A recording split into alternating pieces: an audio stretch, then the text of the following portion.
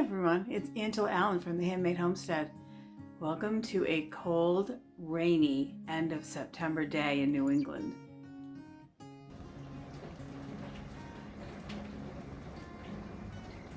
Our tomato plants came out about a week ago, but we still have a whole bunch of tomatoes ripening on the counter. These are ones that were already starting to blush when they came in. I just put a huge batch of these in some bone broth that I'm making to use them up. We still have a big bowl of left green tomatoes. Now some of these are blushing. You can see that will ripen and turn to a red tomato, but ones like this one that's so green through and through, it's probably not going to blush. So I have a choice of throwing it away, feeding it to the chickens, or dicing it up small, throwing it in freezer bags and using it in soups and casseroles or pickling them. These are all perfectly usable tomatoes, so even though the tomato plants are out of the ground, I still have processing of tomatoes to do, and that kind of goes for everything. We have excess in stuff as people give us extra stuff. We grow more stuff, we pull up more stuff, we pull out plants for cold weather. We still have lots of extra produce to deal with. Those tromboncino squash, I did do a video about those a bit back. This is what they look like when they're still green, and you can use them like a zucchini. But leave them on the vine, let them get a little bit bigger, and let them start to mature, and then pick them and let them cure, and this is what you get. You see this monster squash? These eat and taste just like a butternut squash. I use them in muffins. I use them any way that you would use pumpkin puree or any other kind of squash.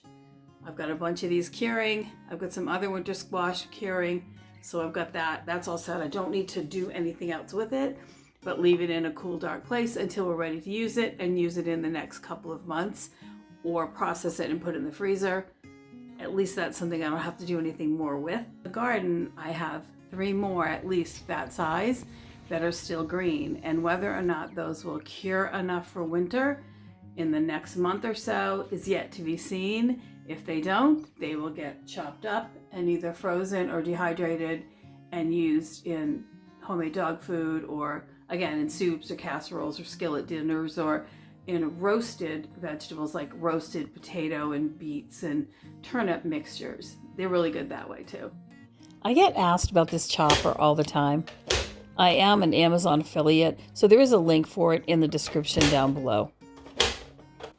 It is an inexpensive kitchen tool, but it's really helpful and very fun to use.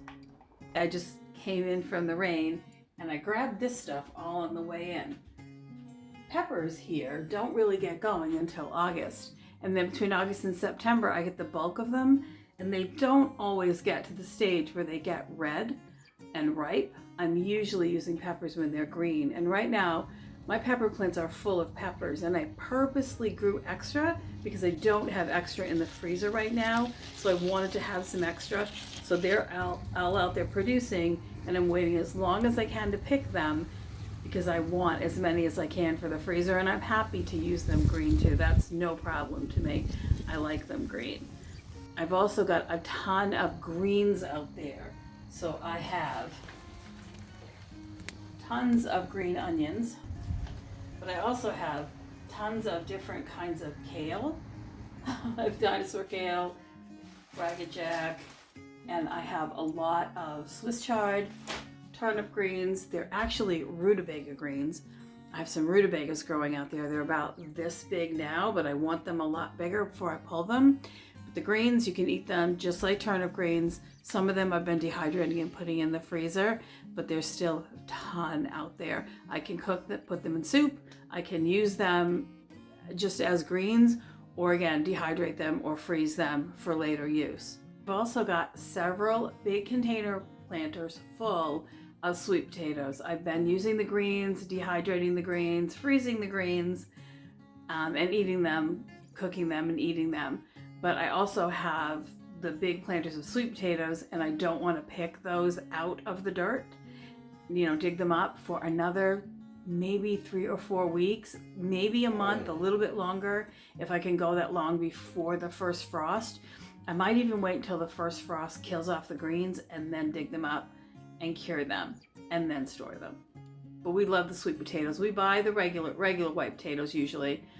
Sometimes we grow them, but most often, because we use so many, we like to buy the big 50-pound bags and process them. I have a video about that too. I'll stick it up here so you can see it if you want. I love this. I would not be without one of these in my kitchen. So I am going to strain my bone broth. The chicken carcass, I'm going to pick the meat, the super soft ends of the bone off, and all of that's going to go into a batch of dog food for my dogs. The rest of the broth will be strained. Some of that broth will go in the dog food. The rest of that is going to become chicken vegetable soup for supper on this very cold, very rainy day, along with a loaf of homemade bread. I hope you guys are staying warm. Cool weather's coming. I hope you have plenty of stuff still in your garden to pick, or that your neighbors who garden are filling up your doorstep with their extras. And I look forward to hearing your comments below. Love to hear what's going on in your yard, in your garden, in your kitchen this time of year. Take care.